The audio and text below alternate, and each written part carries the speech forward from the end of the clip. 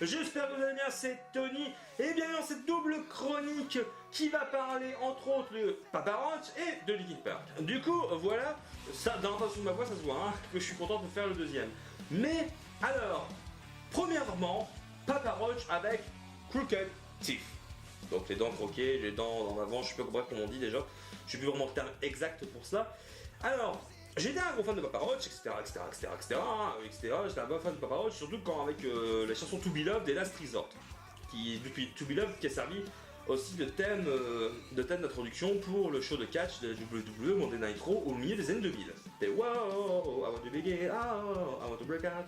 Bref, tu vois, de ce c'est bien, donc pour les fans de catch, dédicace à vous. Et réellement, ça. J'avais un peu décroché, là, depuis cette époque-là, depuis le milieu des années 2000, j'avais un peu décroché de Papa Roach. Et ce dernier album, quand il est sorti, donc Crooked Teeth qui est sorti ce vendredi 19 mai via Eleven Seven Music, m'a beaucoup plu. Pourquoi ? Parce que d'abord la première piste, en fait, Break the Fall prend totalement un contre-pied, donc vu qu'on a l'habitude d'avoir un Papa Roach énergique, dynamique, vraiment punchy, tu vois, ça m'a pris un peu contre-pied parce que la première piste, Break the Fall, de ce fait-là, je répète, est vraiment un mélange de sampler, un peu de phrases, un peu chant, rap R&B, hip-hop, tu vois. Donc c'est totalement un contre-pied à ce qu'on connaît d'habitude. Et vraiment, j'ai envie de te dire que cet album-là est un fort beau gabarit, puisque les pistes assez sympathiques comme American Dreams, None of the Above, ou même le single Help, qui passe en boucle, et quand je dis en boucle, c'est en boucle sur les radios américaines et sur les radios européennes, en matière de rock, et surtout sur WFM, parce que chez nous on a RTL2, WFM, la grosse radio, etc. Tu vois, donc on y a Radio Metal aussi, du coup, pour ne citer que les gros médias de rock metal en France. Du coup, je parle en termes de radio, hein, je précise, pas en matière d'audio, en matière audio, pas de audiovisuel. Sinon je peux parler aussi de l'Inde télé, anciennement L'Inde télé. Il n'y a plus vraiment de chaîne de métal en France d'ailleurs par rapport à ça, donc j'espère que on sera les dignes successeurs, on pourra mener à bien cette mission avec All Rock TV.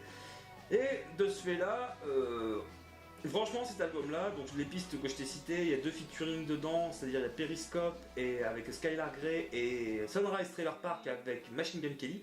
Du coup Machine Gun Kelly qui me semble qu'il joue mois de juin prochain au Main Square à l'Élysée-Montmartre, après au Main Square Festival. Alors je ne sais pas si c'est la vraie date, il me semble que c'était l'année dernière, je ne sais plus, donc n'hésitez pas à me dire dans les commentaires si je me suis trompé. Et de ce fait-là, pour vous dire que moi il y a des pistes qui m'ont vraiment plu, donc je te les ai citées vite fait. Donc c'était None of the Above, American Dreams et Help, Help vraiment un 3 single, donc je suis content pour vite fait, si tu entends bien l'oreille au-dessus de ma voix, par-dessus ma voix, et un petit peu en dessous, tu entends la chanson Help. Donc du coup, tu vois, ça fait plaisir parce que ça m'a rabiboché un petit peu avec Papa Roach. Rabiboché qui est une expression qui a pu être utilisée depuis 1872, pour te dire. Hein. C'est pour te dire comme quoi ça remonte à loin. Hein. Vraiment, cet album-là, je lui mets un 8,5 sur 10 parce que c'est un condensé de punch, de bonne humeur. Et même la première piste, Break the Fall, est une sorte de fil conducteur de l'album, puisqu'on va de surprise en surprise et de titres plus ou moins punch, mais qui est un album assez bien équilibré, qui est assez intelligemment produit, puisque chaque piste est différente de l'autre, mais elles se valent toutes. Mais pour moi, j'ai un petit penchant quand même pour Help, None of the Above, American Dreams, Crooked Teeth, et même Break the Fall que je pourrais citer parce que ça m'a vraiment surpris très agréablement. Je me suis dit merde, c'est pas Parole qui font ça maintenant. Ils faisaient ce genre de truc maintenant. Et c'est vrai que ça m'a un peu surpris. Et c'était assez agréable d'ailleurs. Du coup, 8,5 sur 10 pour Papa Roach. Je te rappelle, l'album Crooked Teeth est sorti le 19 mai dernier via Eleven Seven Music. Donc un label américain qui sert entre autres aussi, si je ne me trompe pas, LIA, etc. Tu vois, les LIA. Alors, peut-être je me trompe pas. Mes excuses, m'y accoupe pas, parce que je peux pas te retenir tous les labels, et tous les groupes d'ailleurs.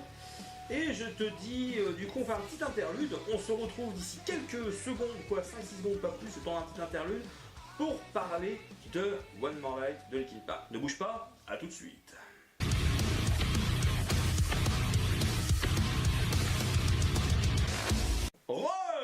Alors, je mets une lettre parce qu'on va causer sérieux. Je vais dire comme les vieux, c'est sur le bout de leur nez, le bout du pif. On va causer sérieux.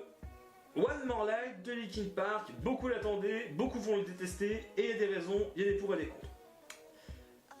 Je vais pas faire la condescendance, je vais pas être condescendant avec eux, je vais essayer de comprendre pourquoi. Alors, je pense que Mike Shinoda, parce que là je tourne, il est lundi, du coup, Et on a vraiment un ovni sur la planète métal. Alors Linkin Park, qui est un des groupes qui a popularisé, on va dire, le metal avec System of a Down, Korn, Rage Against the Machine et Korn, surtout aussi, et Limp Bizkit, et parce que Korn est vraiment l'instigateur principal du néo-metal au niveau mondial, en 1993 ou 95, je ne sais plus, bref. Et c'est vraiment Korn et Rage Against the Machine qui ont vraiment développé le tir, on va dire ça. Ensuite, il y a eu Slipknot, System of a Down, Limp Bizkit, etc., etc. Et donc, pour arriver à What More Light est pour moi un album assez décevant, voire très décevant, dans le sens où je m'attendais pas du tout à ça, quoi. Alors, quand Linkin Park a dit sur leur Twitter ou leur Facebook, je sais plus trop quoi, en disant par rapport au projet de ce nouvel album là, qu'ils avaient dit, oui, le prochain album sera vraiment quelque chose dont vous n'avez pas l'habitude, sera totalement différent de ce qu'on fait d'habitude, de ce qu'on faisait avant et tout, donc bon, c'est vrai que c'est pas faute d'avoir averti, hein. Je pense qu'ils ont averti, ils ont tiré la corde à ce moment-là pour dire les mecs, faites gaffe, un étron en approche. Ok. Capitaine, étron droit devant. C'est limite ça, on pourrait résumer à ça. Alors je suis un peu salopard de dire ça comme ça, mais bon, c'est juste de l'humour, histoire de faire avaler un petit peu mieux la pilule et de donner mon avis. Mais c'est un petit peu ce qui globalise ma pensée. Donc n'hésitez pas à dire si l'album vous a convaincu, vous aimez pas, vous détestez, bref. C'est étron droit devant, quoi. C'est droit au WC, moi, ce genre d'album. Hein. C'est droit à la poubelle, surtout aussi. Parce que pour un groupe quand même qui a fait sa renommée sur les titres comme Bleed Out, Numb, ou même encore, comment ça s'appelle, Give It Up, même il y a tellement de chansons de Linkin Park qui sont sympathiques, quoi. Je veux dire que ça me fait de la peine, quoi. Ça me fait vraiment de la peine que ce genre d'album, que ce genre de groupe puisse faire du décevant, quoi. Je veux dire, on dirait qu'il vit sur Nagasaki. Alors, Chester Bennington qui est en mode depuis quelques jours avec en mode Pharrell Williams avec son long manteau noir, son chapeau noir et ses lunettes de soleil là. Coco, tu vas redescendre sur terre, arrête de faire ton rageux. Si les gens râlent, c'est qu'il y a une raison. T'es en mode full rageux. On ne critique pas toi, on te critique pas. Alors, Chester, arrête s'il te plaît. On ne te critique pas, on critique un peu l'évolution musicale qu'a fait presque en groupe. On va prendre un exemple, Paramore. J'ai pu écouter le nouvel album de Paramore, pourtant je suis pas du tout fan. Hein. Mais c'est cohérent, il y a une cohérence par rapport au son qu'ils font. Mais ils ont su faire évoluer leur son, leur sonorité, et pas changer du tout. J'ai eu la chance, le nouvel album Paramore il sort en mois de juin il me semble.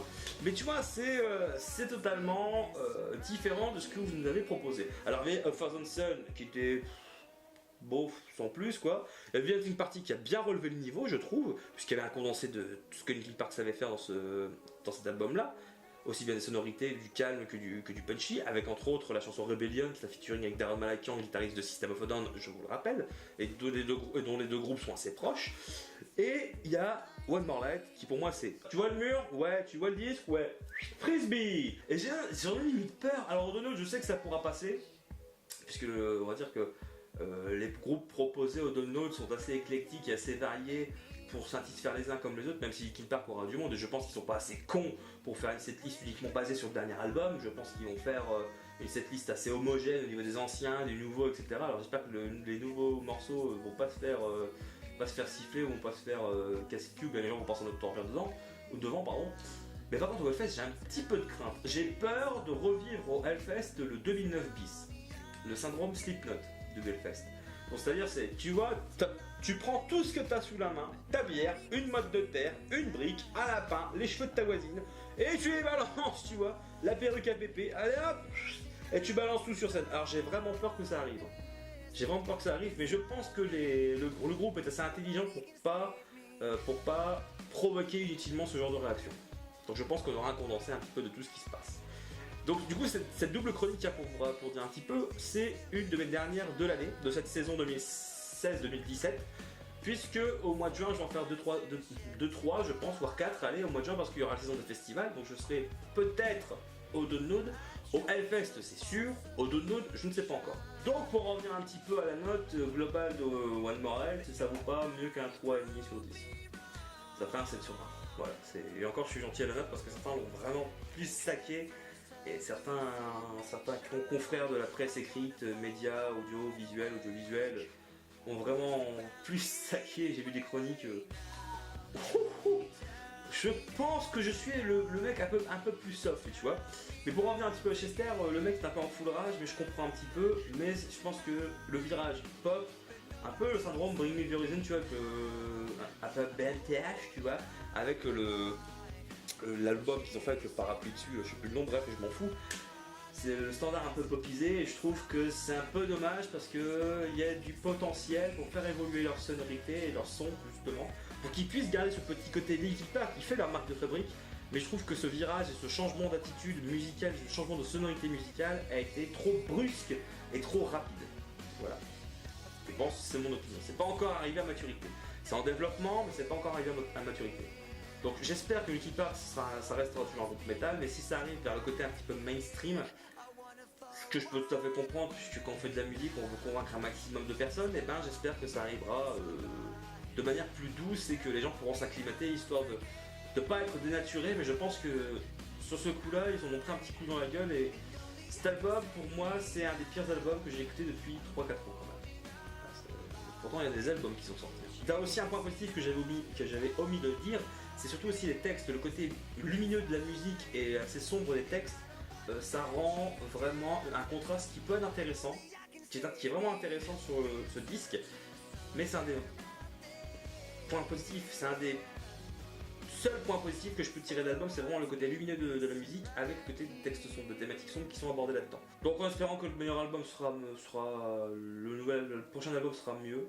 On va dire que c'est un accident de passage pour moi, c'est un accident de parcours. Du coup, cette chronique s'achève, je vous donne rendez-vous mercredi 18h30, 19h dans ces eaux-là pour la prochaine chronique. Il restera une seule chronique, par contre ce sera Nitro Gods 2, avec l'album, Roadkill Barbecue de Nitro Gods, de ce fait-là, qui sortira ce vendredi via SPV Steam Hammer. Et je vous rappelle que Crooked Thief est sorti ce 19 mai via, donc Papa Roach, Crooked Thief 19 mai via Level 7 Music, et que l'album One More Light de Linkin Park est sorti le 19 mai également via Warner Bros Records.